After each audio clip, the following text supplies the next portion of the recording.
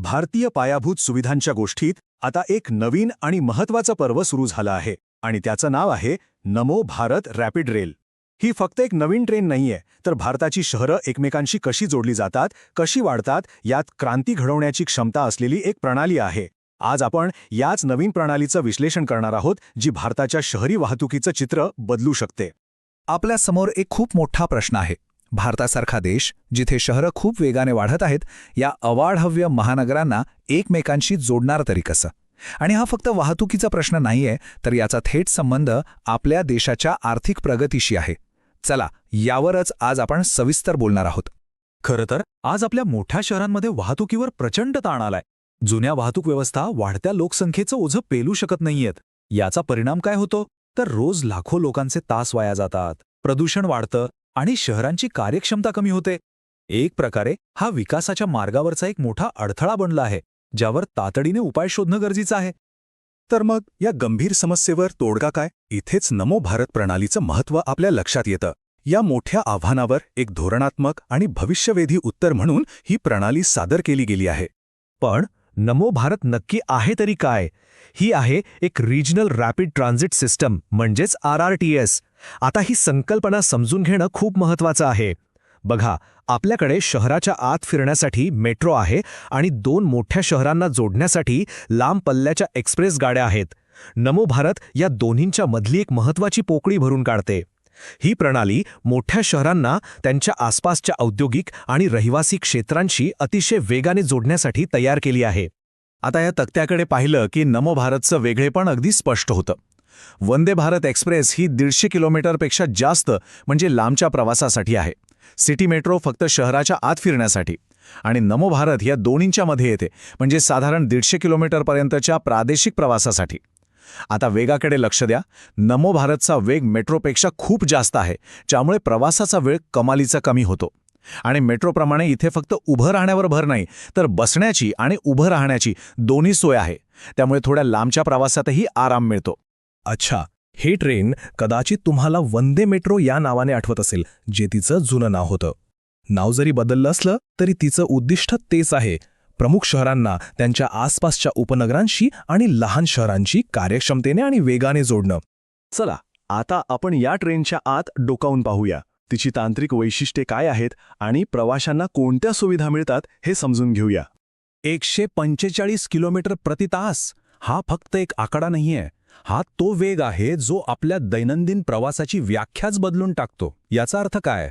याचा अर्थ असा की जो प्रवास करायला रस्त्याने 2-3 तास लागायचे, तो आता 1 तासापेक्षा कमी वेळेत पूर्ण होऊ शकतो. यामुळे लोकांना शहरांपासून दूर परवडणाऱ्या घरांमध्ये राहूनही कामाच्या ठिकाणी वेळेवर पोहोचणं शक्य होणार आहे. आता या ट्रेनच्या प्रवासी क्षमतेबद्दल बोलूया. एकाच वेळी तब्बल 3200 पेक्षा जास्त प्रवासी. म्हणजे विचार करा, एका ट्रेनमुळे रस्त्यावरच्या शेकडो गाड्या आणि कित्येक बसेसची गर्दी कमी होऊ शकते.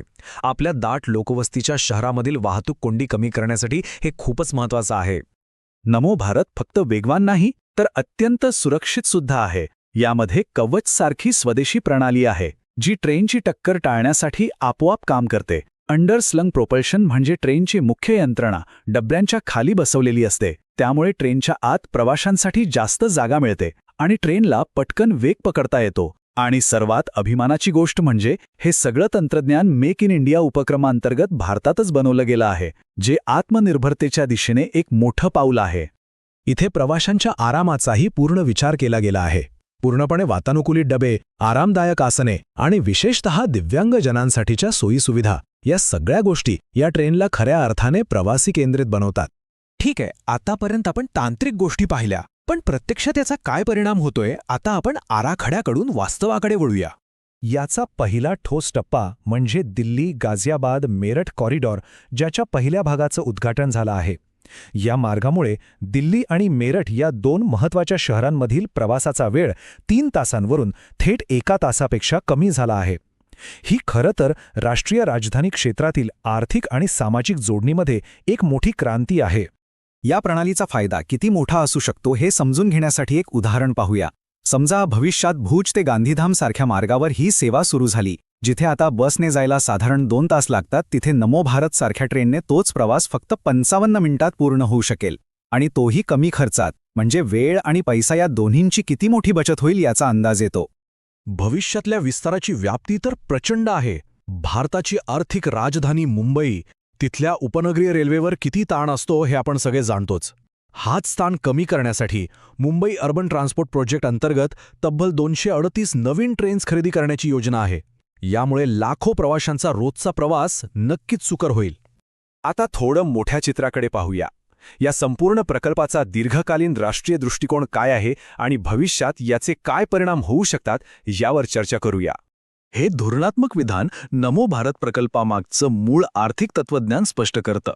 जेव्हा शहरं त्यांच्या आसपासच्या प्रदेशांशी वेगाने आणि कार्यक्षमतेने जोडली जातात, तेव्हा नवीन आर्थिक संधी निर्माण होतात, रोजगाराला चालना मिळते आणि संपूर्ण प्रदेशाचा विकास होतो. त्यामुळे नमो भारत हे फक्त एक वाहतुकीचं साधन नाहीये, तर प्रादेशिक आर्थिक विकासाला चालना देणारं एक शक्तिशाली इंजिन आहे.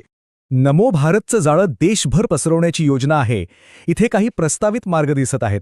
उदाहरणार्थ, लखनौ ते कानपूर हा उत्तर प्रदेशातला एक महत्त्वाचा औद्योगिक कॉरिडॉर आहे, तर चेन्नई ते तिरुपती हा दक्षिण भारतातला एक प्रमुख आर्थिक आणि धार्मिक मार्ग आहे. या मार्गांवर वेगवान कनेक्टिव्हिटी आल्यामुळे या प्रदेशांच्या विकासाला खूप मोठी गती मिळेल. तर हे सगळं कसं घडणार आहे याची एक धोरणात्मक आखणी आहे. दिल्ली मिरट कॉरिडॉरच्या उद्घाटनाने याची सुरुवात झालीय. सध्या मुंबईसारख्या शहरांसाठी ट्रेन खरेदीची प्रक्रिया सुरू आहे आणि भविष्यात हे नेटवर्क संपूर्ण भारतात पसरवण्याची एक मोठी आणि दूरदृष्टी असलेली योजना आहे. थोडक्यात सांगायचं तर नमो भारत भारतीय रेल्वेच्या काम करण्याच्या पद्धतीत एक मूलभूत बदल दर्शवते. ही फक्त एक नवीन ट्रेन नाही, तर वाहतुकीच्या समस्येकडे पाहण्याचा एक नवीन आणि आधुनिक दृष्टिकोन आहे. आणि शेवटी एक महत्त्वाचा प्रश्न उरतो, ही प्रणाली फक्त प्रवासाचा वेळ कमी करेल की भारताच्या शहरांना एकमेकांशी अधिक घट्टपणे जोडून एका नवीन, आर्थिकदृष्ट्या एकात्मिक भविष्याचा पाया रचेल? ही केवळ एक रेल्वे लाईन नाही, तर भारताच्या शहरी भविष्याची एक नवी ओळख ठरू शकते. याचं उत्तर आपल्याला येणारा काळच देईल.